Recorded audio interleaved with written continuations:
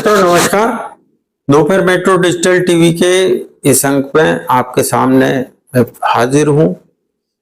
YouTube channel के इस अंक में मैं आपके सामने लाया हूं भारत देश में चल रही कुछ अभी ऐसी विवादास्पद और विवादित मामले जो भारत की अभिव्यक्ति की आजादी से लेकर और विद्वेष, सामाजिक विद्वेष से लेकर सांप्रदायिक दुर्भावना तक की इन तमाम हदों को पार करने वाली घटनाएं हैं और उनके खिलाफ जो असहजता का जो एहसास हो रहा है, पुलिस में मुकदमे कायम हो रहे हैं, ये सब बातें मैं आपके सामने मुद्दे दर मुद्दे करना चाहता हूं। पहला मामला तो है हमारे दूसरे भारतीय अंतरिक्ष यात्री राकेश शर्मा के बाद वो चांद पर गए थे। ये अभी स्पेस में गए। शुभांशु शुक्ला वायुसेना के ग्रुप कैप्टन, उन्होंने 25 जून को फ्लोरिडा के जो कैनेडी स्पेस सेंटर से उड़ान भरी थी। 18 दिन रहकर वो आज 15 जुलाई को लौटे, सकुशल लौटे। उनके साथ में जो 3 और अंतरिक्ष यात्री थे उनमें थे पेगी विस्टन्स, स्लावोस ओजेन, तिबोर बापू।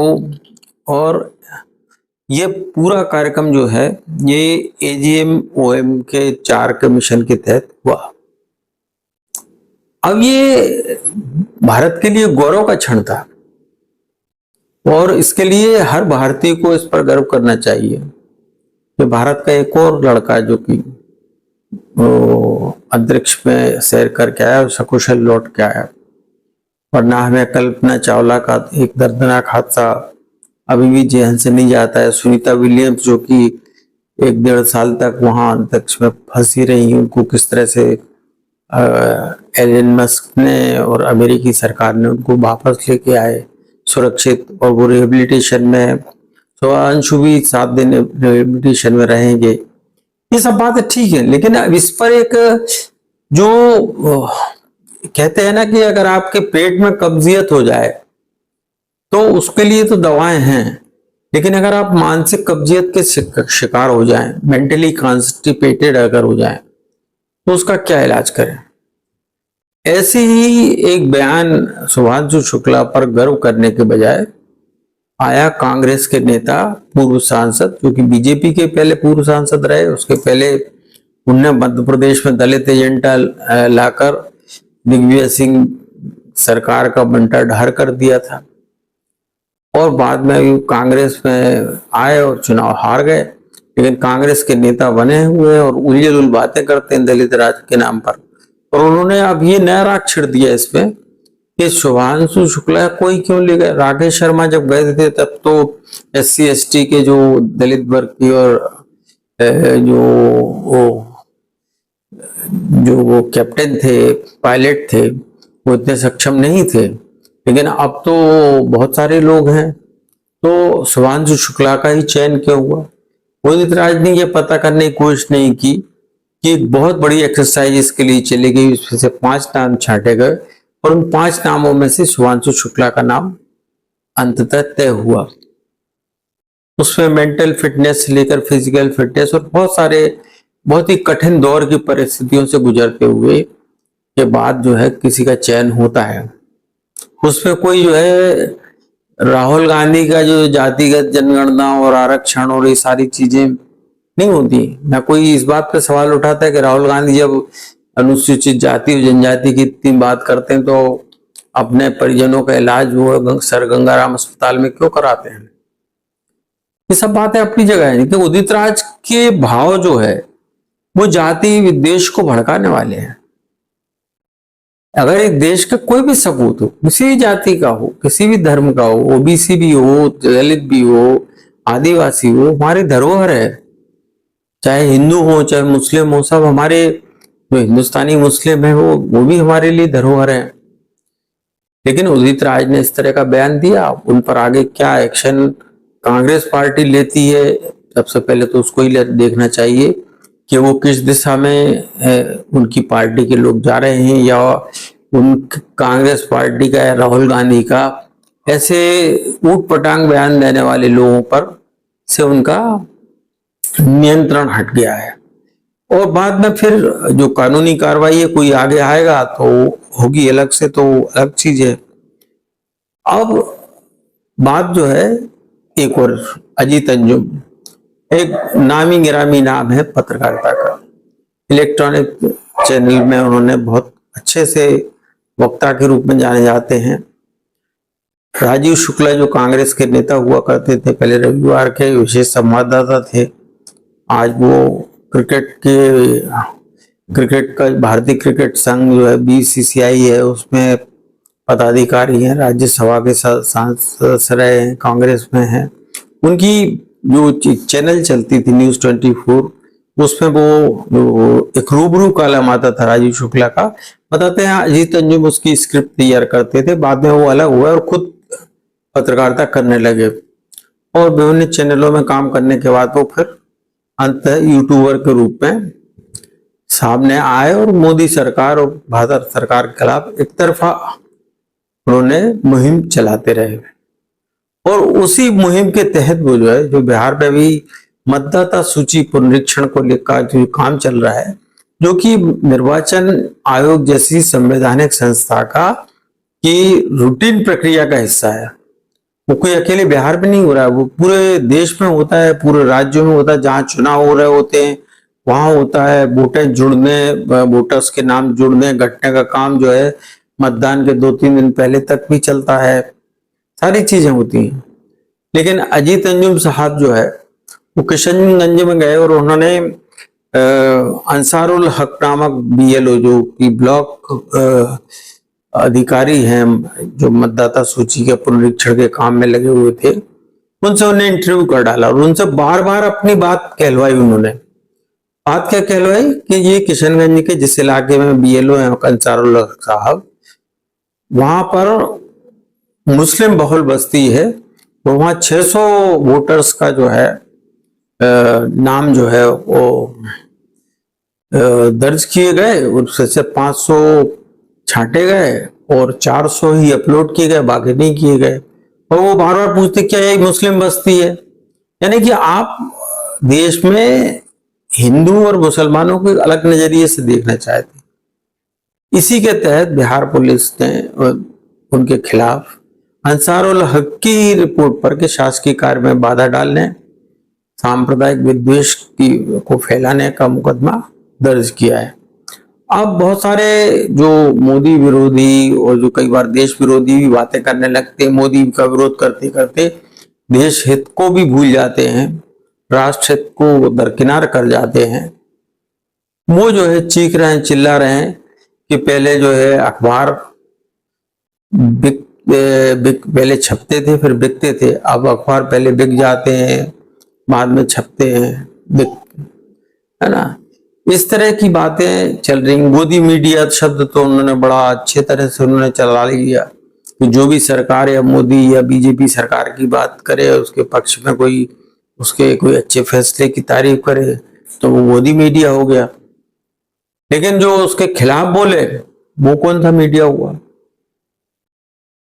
वो लुटियन जोन्स का प्रतिनिधित्व करने वाले कुछ वामपंथी समूहों के द्वारा उत्प्रेरित पत्रकार जो हैं, जो जब वो मुहिम इस तरह से सरकार के खिलाफ चलाते हैं, वो 10 साल से लगातार चला रहे हैं, तो उनको क्या कहा जाए? उनको क्या सुपारी पत्रकारिता कर रहे हैं क्या वो? ऐसा कहा जाए?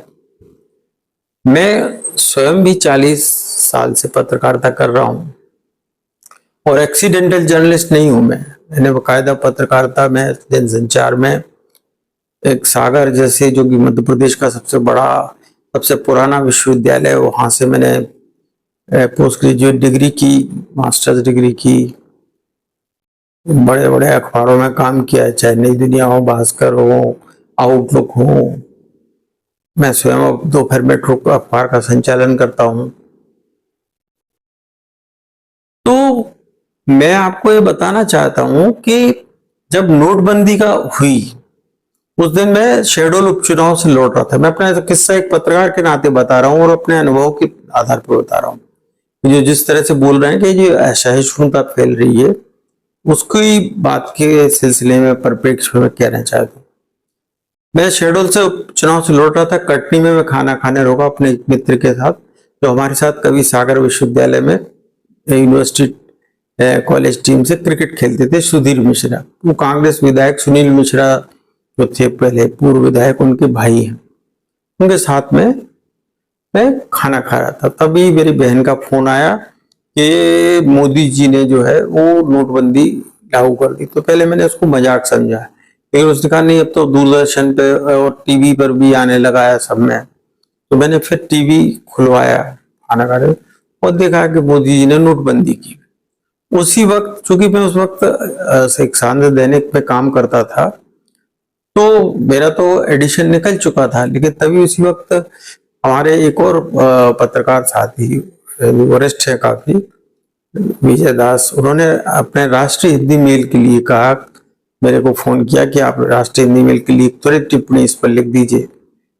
मैंने कहा मैं जो है आप किसी को बोल दीजिए, मैं लिखवा देता हूँ। तो मैं शायद मतलब मैं अपनी कोई गुणगान नहीं कर रहा हूँ, लेकिन शायद ये पहली त्वरित टिप्पणी थी जो कि राष्ट्रीय हिंदी मेल ने फर्स्ट पेज पर टॉप बॉक्स में छापी थी। मोदी तुमने क्या कर डाला, कि तुम किस नाम पर इस देश में प्रधानमंत्री बनने के लिए आए थे, किस तरह की अर्थव्यवस्था लाने को आए थे, और आपने ये नोटबंदी करके क्या कर डाला, और उसके जो है दूरगामी नतीजे क्या क्या होंगे। सरकार की तरफ से गिनाए गए आतंकवाद, नक्सलवाद और सारी चीजें ये खत्म होंगी, नकली करेंसी छपना बंद हो जाएगी, ऐसे वगैरह वगैरह कई दलीलें दी गई। लेकिन वो दलीलें किसी के गले नहीं उतरी थी, और नोटबंदी से जो नुकसान हुआ उसका खामियाजा साल 2 साल काफी जबरदस्त तरीके से झेलना पड़ा। नई करेंसी छपवाने में बहुत पैसा खर्च हुआ, वो सब सारी चीजें हुई। और मैंने लगातार उसके बाद अपने ही अखबार में लगातार उसके खिलाफ सीरीज चलाई, नोटबंदी के खिलाफ। मेरे पास कुछ हमारे दिल्ली के वरिष्ठ पत्रकार साथियों के फोन भी आए कि क्यों ऐसा कर रहे हो, क्यों मोदी से पंगा ले रहे हो। तो मैंने कहा मैं किसी गलत कॉज के लिए बात नहीं कर रहा हूँ, जो गलत है तो वो गलत ही होना चाहिए। तो मेरा कोई पूर्वाग्रह या दुराग्रह नहीं था। मैं एक राजेंद्र माथुर तरीके पत्रकार के साहब ने, मैं एक प्रो पीपल जर्नलिज्म करने की कोशिश में रहता हूँ कि हम अपने पाठकों के प्रति हमारी जिम्मेदारी है। तो मैंने उसके तहत उसको लिखा, और बहुत सारे करीब 20-25 आर्टिकल मैंने उसके ऊपर लिख डाले।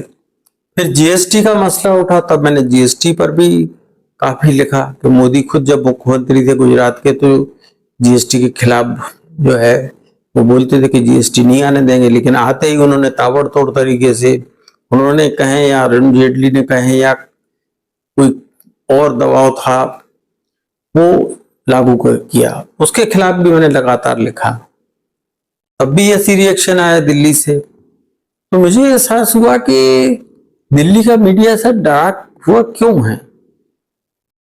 मुझे एहसास हुआ कि ये कहीं ना कहीं चोर की दाढ़ी में तिनका वाली बात है।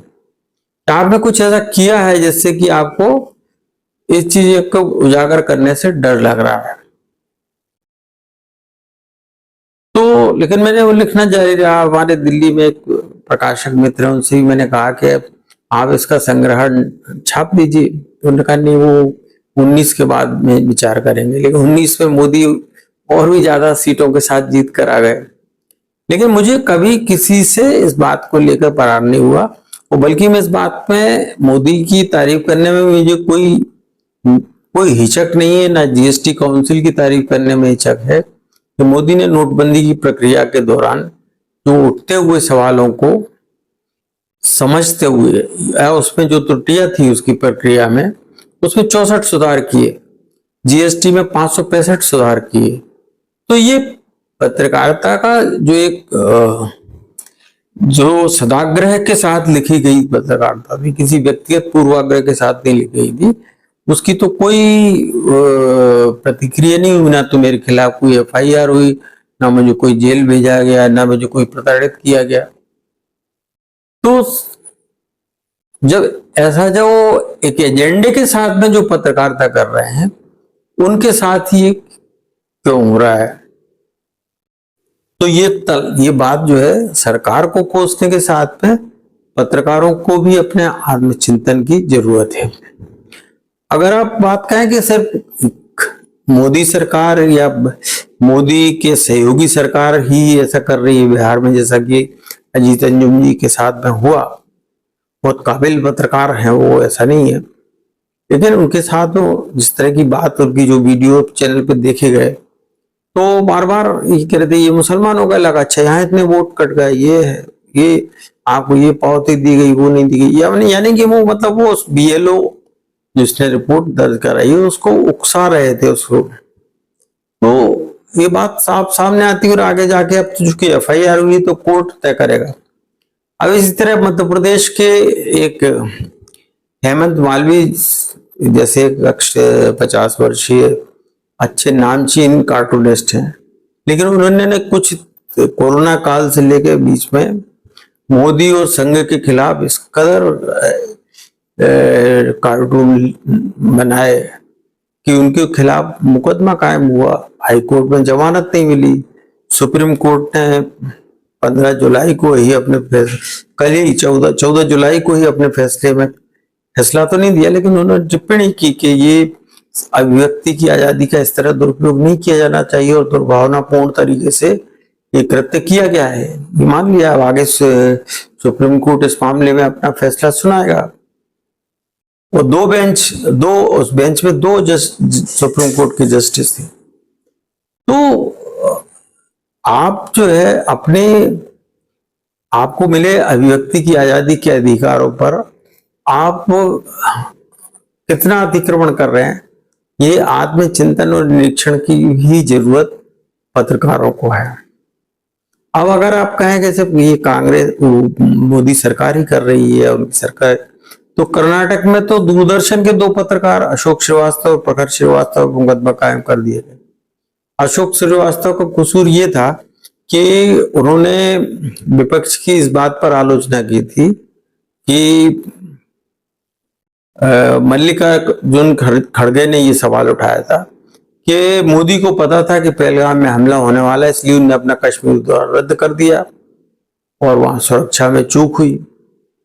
यानी कोई स्वप्न में भी सोच सकता है कि ये देश का एक राजनेता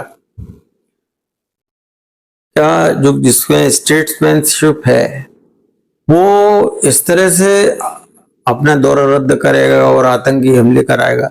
अब अशोक श्रीवास्तव ने ये दूरदर्शन पे बात कह दी, उसके पहले प्रखर श्रीवास्तव भी एक पत्रकार हैं, वो भी दूरदर्शन के पत्रकार, एक कॉलम वो चलाते हैं, एक कॉलम इनका भी चलता है अशोक श्रीवास्तव जी का। तो उन्होंने प्रकाश श्रीवास्तव ने ये नेहरू जी की क्लिपिंग्स लगा दी कि पंडित नेहरू के समय जब भारत को संयुक्त राष्ट्र ने सुरक्षा परिषद की स्थायी सदस्यता देने की बात कही तो उन्होंने उसको मना कर दिया और उन्होंने चीन को आगे कर दिया कि चीन को दे दिया है। आज वही चीन जो है भारत को सुरक्षा परिषद में स्थायी सदस्यता देने का विरोध करता है, पाकिस्तान की हिमायत करता है। नेहरू जी के साथ में खुद जो क्योंकि हिंदू चीनी भाई भाई करते थे, उनके साथ में कितना बड़ा धोखा किया, कितना बड़ा सदमा नेहरू जी को लगा था। अगर पुराने इतिहास की किताबों पढ़े तो वो भी है। तो इतिहास के पन्ने उलटने पर भी प्रखर श्रीवास्तव भी अशोक श्रीवास्तव के साथ कर्नाटक पुलिस की, जहां पर कांग्रेस की सरकार है, सिद्धरामैया की सरकार है, उनके निशाने पर आ गए। वो 2 महीने तक वो जो है भागते फिरे और सबसे आश्चर्य की बात है कि उनके खिलाफ मुकदमा कायम कराने वाला कौन था? कांग्रेस का जो मानव अधिकार रक्षा करने के लिए बनाया गया प्रकोष्ठ कर्नाटक प्रदेश कांग्रेस का, उसकी ये रिपोर्ट पर ये एफआईआर दर्ज की गई। आप जान लीजिए कि ये कितना जो है चीजें जो है इस तरह से किस दिशा में जा रही हैं, ये हमें सोचने की बात है। और सारे लोग जो है एक परसेप्शन बनाने में लगे हुए हैं, जिसमें कि विदेशी मदद की भी बातें सामने आई हैं। पहले ज्यादा होती थी, अब थोड़ा सा कम हो गई हैं। जो बाइडेन के जाने के बाद जो है वो कम हुई है। जॉर्ज सोरोस जैसे व्यक्तियों की दखल कम हुआ है। बहुत सारे लोग हैं, प्रधान जैसी एनजीओज हैं जो कि सुपारी जर्नलिज्म को बढ़ावा देते हैं। उन्होंने जो है एक भारत सरकार और मोदी सरकार के खिलाफ परसेप्शन बनाने की कोशिश की। तो वो करे तो वो बने, वो कहते ना कि कृष्ण करें तो रासलीला और हम करें तो छेड़खानी वाली बात है कि आप कुछ भी कहते रहें, कुछ भी करते रहें, और एक पत्रकार के नाते आपको एक विरोध करना है तो आप किसी भी हद तक जाके जाएंगे। अभिव्यक्ति की आजादी का आप कहीं तक हनन करेंगे, और फिर उसके बाद में उनके साथ में लामबंद होके वो सारे लोग खड़े होके चीख चीख के कहेंगे कि यहाँ तो संविधान खत्म हो गया है, ये सब हो गया है। वो जो है पहलगाम के जब हमले होते हैं तब चुप बैठ जाते हैं। जब बंगाल में, पश्चिम बंगाल में हिंसाएं होती हैं तो वो शांत हो जाते हैं। जब बांग्लादेश में हिंदुओं को मारा काटा जाता है तब वो जो है शांत हो जाते हैं, चुप्पी साध जाते हैं, बोलते ही नहीं है। पाकिस्तान में हिंदुओं के साथ क्या हो रहा है, सिंधियों के साथ क्या हो रहा है, इसके बारे में उनकी जबान से कोई एक लफ्ज भी नहीं छूटता है। और आप भारत में, जो कि भारत के हिंदुस्तानी मुसलमान हर चीज को समझने लगा है इस चीज को। अब तो पहले कांग्रेस उसको मुस्लिम वोट बैंक को अपनी बपौती समझता था, लेकिन मुस्लिम जो है वो वोट बैंक पे नहीं है, वो बहुत समझदारी से वोट करता है। नहीं तो वो उत्तर प्रदेश और बिहार जैसे राज्य में मुलायम सिंह और लालू यादव की पार्टियों को वोट नहीं देता, कांग्रेस को ही देता है। लेकिन कांग्रेस को वहां देता है जहां ये नहीं है, सिलेक्टिव है। ममता बनर्जी को देता है क्योंकि वहां कांग्रेस का कहीं अता पता नहीं है। तो और बिहार में लालू के महागठबंधन में कांग्रेस और जनता दल यूके में मुसलमान को वोट मिलते हैं, लेकिन भाजपा के साथ के सहयोग के साथ चलने वाली जेडीयू के साथ भी तो मुसलमानों का एक वर्ग आता है। तो मुसलमानों को हो, चाहे दलितों को हो, चाहे आदिवासियों को हो, जिन 4-5 किस्से जो मैंने आपको बताए, ये इस तरह से बांटना, क्या ये देश हित में है? हम पूरे एक समाज को, एक देश को, आज जब पूरा विश्व जो है, आप देखिए पूरे विश्व की अर्थव्यवस्था बन रही है, कहीं युद्ध का खतरा है, कहीं पर जो है वैश्विक तनाव है देशों के बीच में, अर्थव्यवस्था गिर रही है कई देशों की। भारत 7% ग्रोथ के साथ जा रहा है, ये इनको नजर नहीं आता है। तो इस तरह से आंख बंद करके पत्रकारिता के हमें सिर्फ यही करना है, ये तरीका ठीक नहीं है। आपको समीचीन दृष्टि से चीजों को देखना चाहिए। अगर मोदी अच्छा कर रहे हैं तो उनकी तारीफ करो, अगर अच्छा नहीं कर रहे तो खिलाफत करो, कोई दिक्कत नहीं है। आपको कोई आपको नहीं पकड़ने वाला। मैं तो आपको सामने साक्षात उदाहरण के रूप में स्वयं आपके सामने उपस्थित हूँ। और ऐसा नहीं कि कोई भी पार्टी खराब हो, लेकिन सोच और नजरिया, मोदी की खिलाफत करते करते देश की खिलाफत जब होने लगती है तब मन में टीस उठती है। और आज कांग्रेस पार्टी के साथ में सबसे ज्यादा, चूंकि वो सबसे बड़ा दल है और जिसको भी सबसे सशक्त विपक्ष की भूमिका निभाना चाहिए, वो मोदी और भाजपा का विरोध करते करते देश के विरोध पे उतर आया है। ये देश के लिए अच्छे संकेत नहीं, देश के लोकतंत्र के लिए भी अच्छे संकेत नहीं है। मित्रों, हमारे विचारों को लेकर आप लोगों को आपत्ति भी हो सकती है, अच्छे भी लग सकते हैं, बुरे भी लग सकते हैं, जैसा भी लगे आप अपनी प्रतिक्रिया दें। लाइक करें, शेयर करें, सब्सक्राइब करें और अपना आशीर्वाद हमें साथ बनाए रखें। तब तक के लिए नमस्कार।